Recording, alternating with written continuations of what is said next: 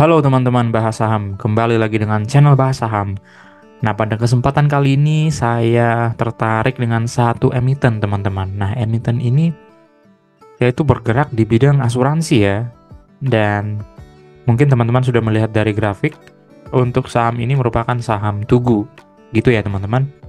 Nah, kenapa saya tertarik dengan emiten ini? Di video kali ini saya akan membahas lebih banyak mengenai pergerakan harga sahamnya atau secara teknikal, dan nanti saya akan coba combine dengan sedikit mengenai fundamentalnya gitu ya. Nah teman-teman, untuk emiten ini saya yakin akan mengalami yang namanya kenaikan harga yang mungkin cukup signifikan nanti ke depan. Nah, seperti apa? Kenapa saya mengatakan hal seperti itu? Mari kita simak bersama-sama ya teman-teman ya. Nah, yang pertama saya akan mencoba memulainya dari bahasan teknikal ya teman-teman. Nah, bahasan teknikal ini menurut saya sangat menarik ya, apalagi untuk emiten-emiten yang mungkin akan mengalami yang namanya periode bullish gitu ya teman-teman. Nah, dengan dari analisis teknikal sih kita akan bisa melihat bagaimana nanti pergerakan ke depannya. Mungkin kita bisa memprediksi, dan kemungkinan besar prediksi kita benar itu akan sangat luar biasa ya teman-teman. Nah, kalau yang terjadi meleset gitu ya, setidaknya sudah menjadi ada gambaran yang pergerakan saham ke depannya, dan juga sekalian latihan juga ya teman-teman untuk teman-teman yang memang lebih concern di bidang teknikal gitu ya. Nah, langsung saja untuk saham Tugu ini ya, dari semenjak dia IPO gitu ya teman-teman, dari tahun kurang lebih di tahun 2018 harganya masih di bawah ya teman-teman ya. Kalau kita melihat secara sekilas sih emiten Tugu ini dari semenjak IPO dia harganya turun, dan harga sekarang juga masih belum mampu untuk breakout dari harga IPO-nya gitu ya teman-teman. Nah, emiten Tugu ini sampai dengan sekarang pada saat saya membuat video ini berada di harga 1155. Dan memang kalau kita lihat di sini ya teman-teman, ini grafiknya dari mingguan ya teman-teman. Yang grafik mingguan, weekly-nya itu terlihat memang adanya volume yang cukup tinggi ya di periode 2024 Juli, pertengahan bulan tanggal 15 gitu ya lebih tepatnya ya.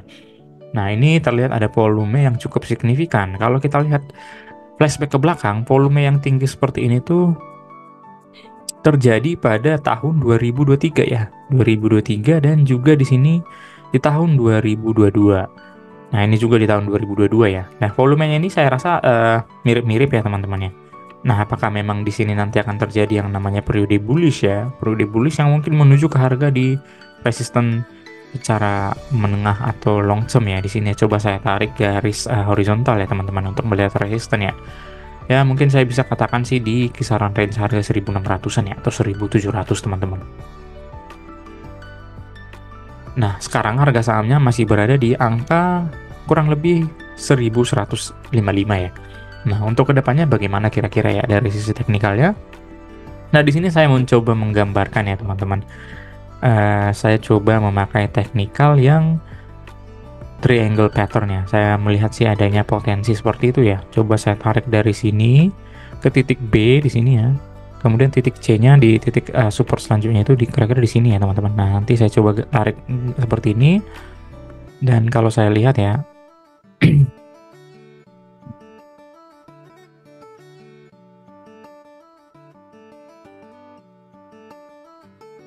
nah, untuk triangle pattern ini ya teman-teman, kemungkinan besar sih akan tercapai ya teman-teman. Di sini bisa saja dia menurun ke harga 1000-an lagi teman-teman. Tapi saya yakin sih untuk harga 1000 ini, 1000 menjadi titik support kuat ya.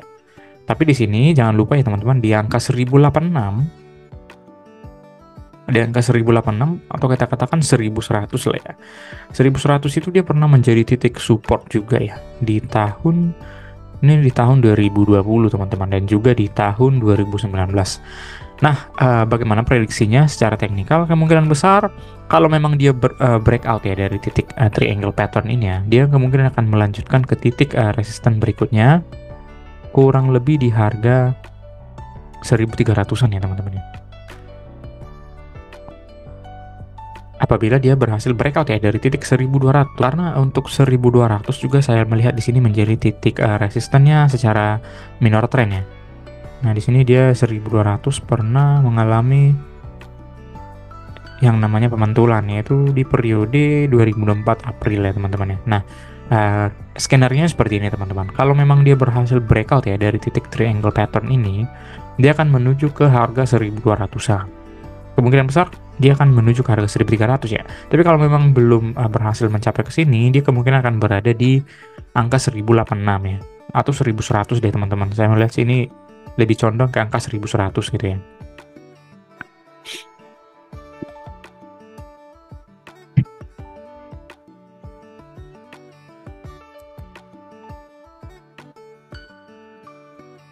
Nah, kalau memang dia turun, dia kemungkinan besar akan menuju ke harga 1000.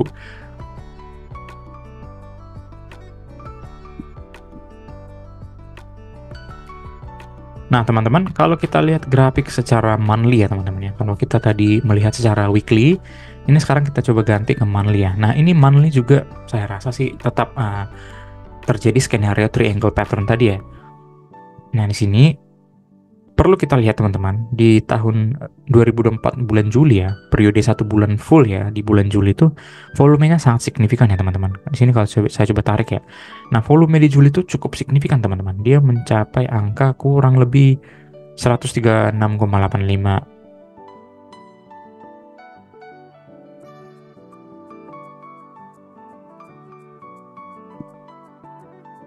Nah, untuk volume ini pernah terjadi di tahun 2023. Nah, kalau volumenya cukup tinggi teman-teman, candlenya hijau dan volumenya tinggi, kalau kita lihat di sini secara tren ya, di tahun 2023 ini dia mengalami yang namanya periode bullish ya teman-teman. Perlu kita lihat ya di sini ya. Di sini dia periode bullish sampai menuju ke harga kurang lebih 1500 dengan volume yang kurang lebih di angka 122,6 ya. Nah, sekarang volume di Juli saja dia sudah mencapai angka 136. Nah, kemungkinan besar apa teman-teman? Ini saya rasa sih prediksi saya akan breakout dari angka 1200. Dia bisa jadi akan langsung menuju ke angka 1500 ya teman-teman.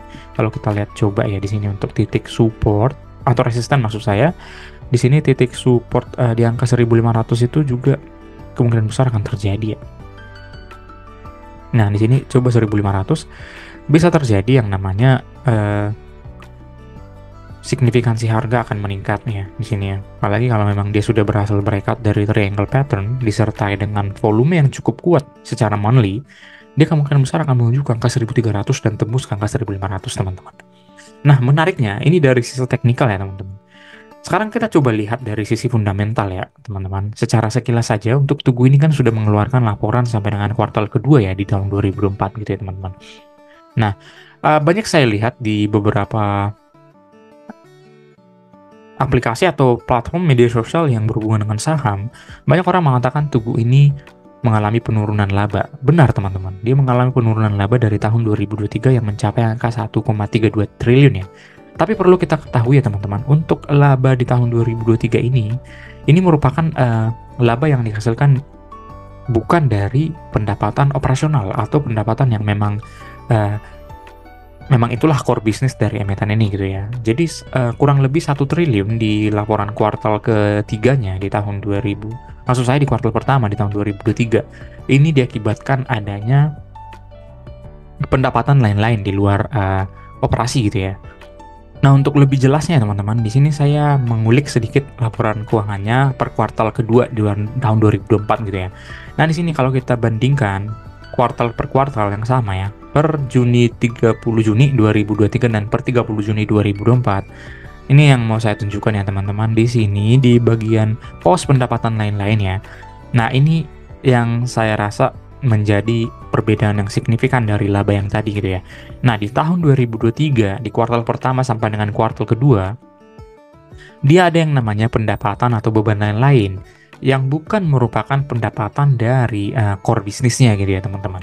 Nah, di sini kalau kita lihat di tahun 2024, pendapatan di core bisnisnya itu sangat-sangat signifikan peningkatannya teman-teman. Dari 3,7 premi bruto saja dia mencapai angka 5,1 teman-teman. Itu sangat tinggi ya, kurang lebih 1,3 triliunan atau 1,4 triliun ya teman-teman peningkatannya.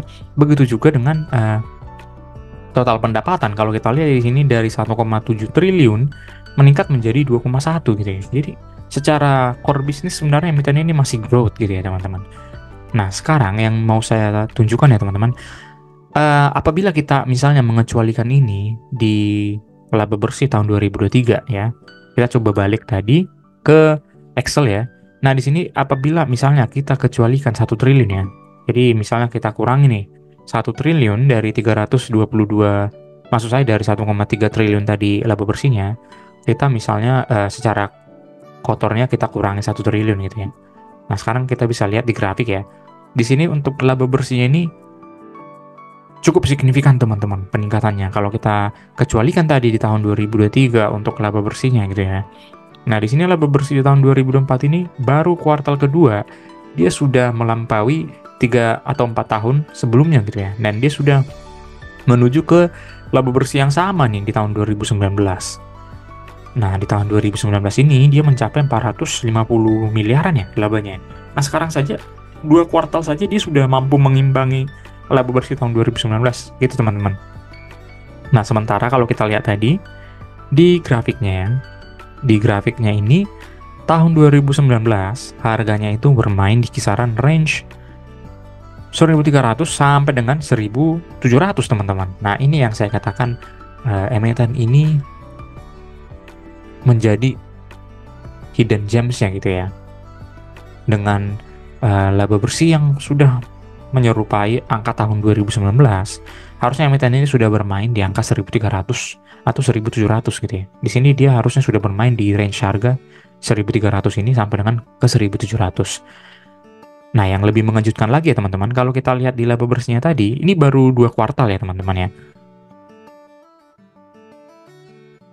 Nah, kita katakan saja nanti di tahun 2024 ini laba bersihnya akan meningkat kembali.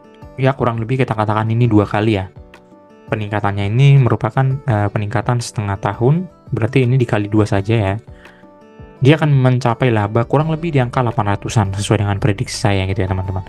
Nah, kalau kita lihat lagi di grafik, laba bersih ini sebenarnya sudah cukup jauh melampaui laba tahun-tahun sebelumnya, bahkan pada saat dia IPO gitu ya.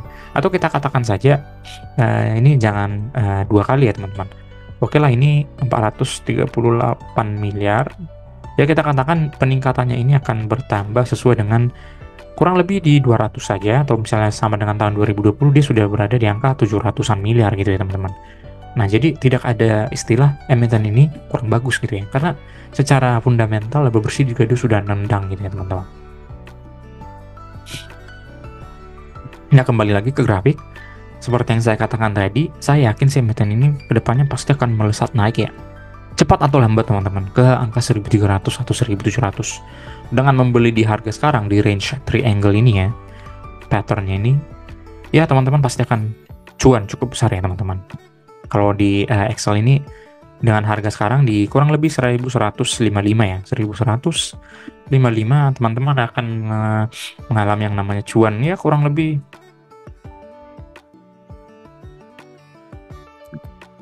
di 20% sampai dengan 30% gitu ya. Nah, kalau analisis saya pribadi sih dari sisi fundamental ini, ya emiten ini harusnya layak dihargai di angka 3.000 gitu ya teman-teman.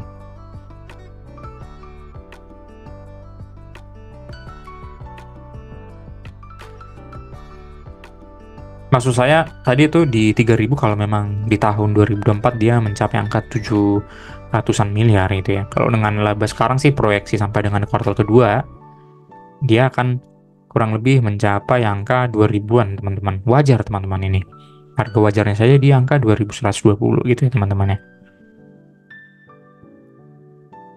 Baik teman-teman, mungkin sekian pembahasan mengenai emiten Tugu ya. Ya perlu diperhatikan juga ya, emiten ini rutin membagikan dividen teman-teman. Jadi saya rasa tidak ada hal yang membuat emiten ini tidak dipandang dari investor gitu ya.